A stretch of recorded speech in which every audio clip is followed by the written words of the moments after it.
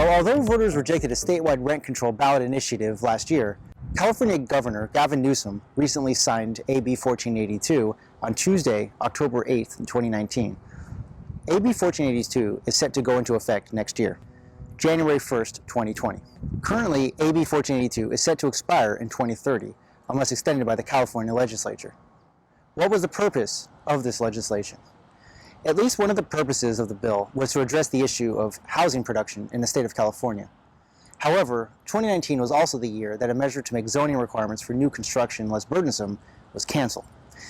So California currently has the second highest poverty rate in the United States and is number one for homelessness, with 129,972 homeless as of 2018. The statewide cost of housing in California has risen faster than other states overall. Between January 2012 and January 2019, list prices for homes in California rose 85.4%. The statewide median home price, according to the California Association of Realtors, hit $617,410 in August 2019. And in San Francisco, the median home price is now at or around $1.6 million. For the rest of the country, the national median home price is $278,200 as of 2019.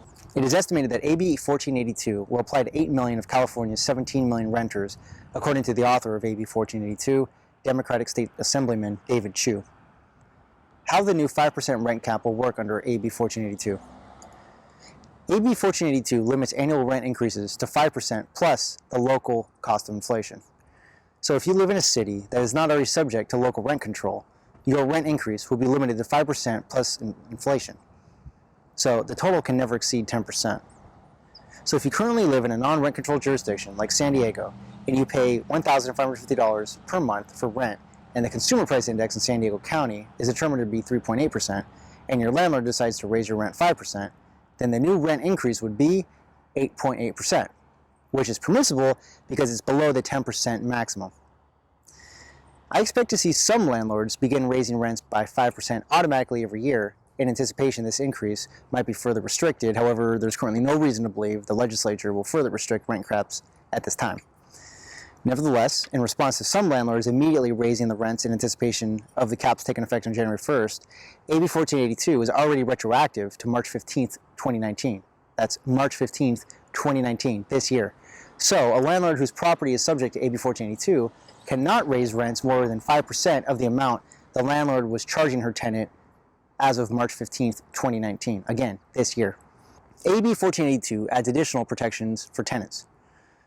In addition to the 5% rent cap plus inflation based on CPI, landlords would now be required to show just cause when evicting tenants, such as violating the lease or committing a crime on the property. Thus, landlords would no longer be able to file an unlawful detainer against a tenant without cause. And in California, think of an unlawful detainer as just an eviction. That's what they call evictions. You have to go through the unlawful detainer process to complete the eviction.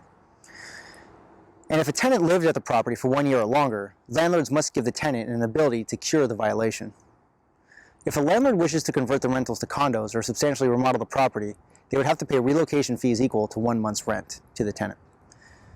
A city that currently has just cause legislation in effect, such as Santa Monica, would still be able to enforce their own just cause legislation, distinct from AB 1482. Which properties are affected by AB 1482? AB 1482 only affects properties that are at least 15 years old. But since this is a rolling date, every year a new set of properties will come into the purview of AB 1482. Thus, a building that was built in 2005 would be subject to AB 1482 next year, in 2020, when the bill takes effect. And a building constructed in 2007 would not be subject to AB 1482 until 2022. AB 1482 will not apply to condos and single-family homes unless they are owned by a corporation or real estate investment trust. AB 1482 would not apply to duplexes where the owner lives in one of the units. And AB 1482 does not override existing rent control legislation.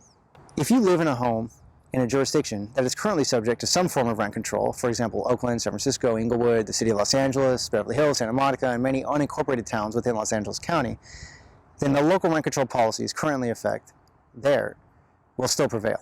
For example, in the city of Los Angeles, buildings constructed prior to 1978 are subject to a rental increase cap of 4%, But if you live in an apartment that opened after 1978, then your apartment would be subject to AB 1482, so your rent could be increased up to 5%, notwithstanding inflation. Potential next steps for rent control. Now that other states, such as Oregon and New York, have implemented policies that mandate or permit rent control, there is a rising push to make rent control a national policy. Two backers of this push are U.S. Representative Alexandria Ocasio-Cortez and Senator Bernie Sanders. Thank you for watching.